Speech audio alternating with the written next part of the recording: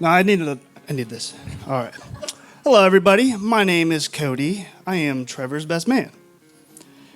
Better read this. And it looks like I got a good speech today. So let's begin. Now, I'd like to thank you all for coming here today.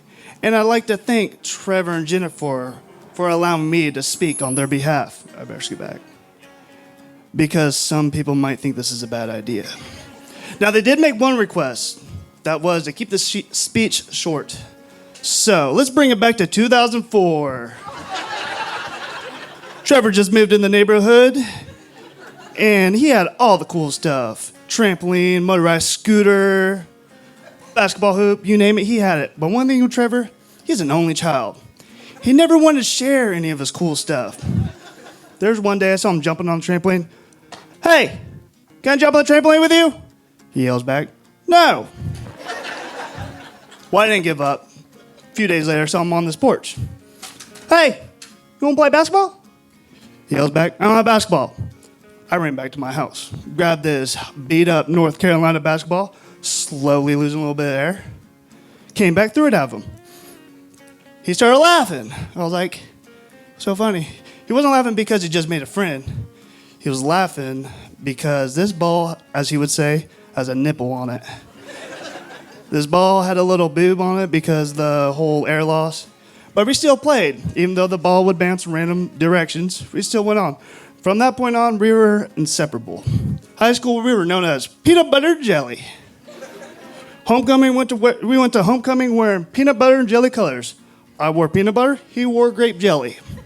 We were nominated for most likely to be best friends after high school. Here we are. Let's see, Well, after high school, we started to grow apart. Trevor joined the Air Force, and I went off to college. Well, that separation can only last for so long. Because Trevor broke his collarbone playing two-hand touch football, came back, and somehow I found a way to graduate college and needed a place to stay. So I moved in. After a couple months of living with Trevor, he started talking about this Jennifer girl. And he was acting really weird, too. There was one day where I walk up to him, and I see him putting blankets of pillow in the bed of his truck. I'm like, hey, man, what you doing? He was like, I'm going to take Jennifer on a date. Bring her and go to the country, look at the stars in the sky. I was like, sounds gay. He said, no, it's called being romantic. I'm like, who is this Jennifer girl that's making Trevor so romantic? I can't wait to meet her. Well, he's a little hesitant on her meeting me, which is understandable. He was like, she's a good girl. I really like her. I don't want you to make her feel uncomfortable.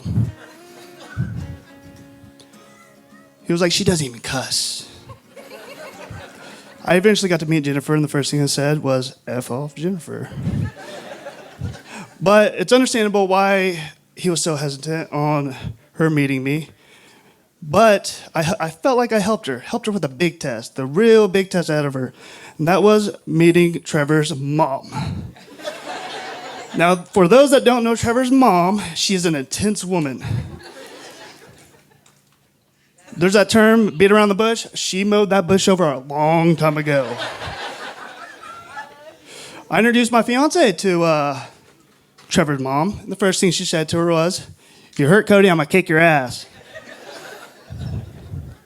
Well, somehow Jennifer passed that test, and she moved in, which made me feel my time there was coming to an end.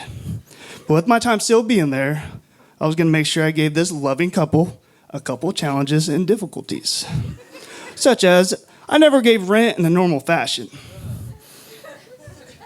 I'd make this couple go on a scavenger hunt throughout the house and look for it.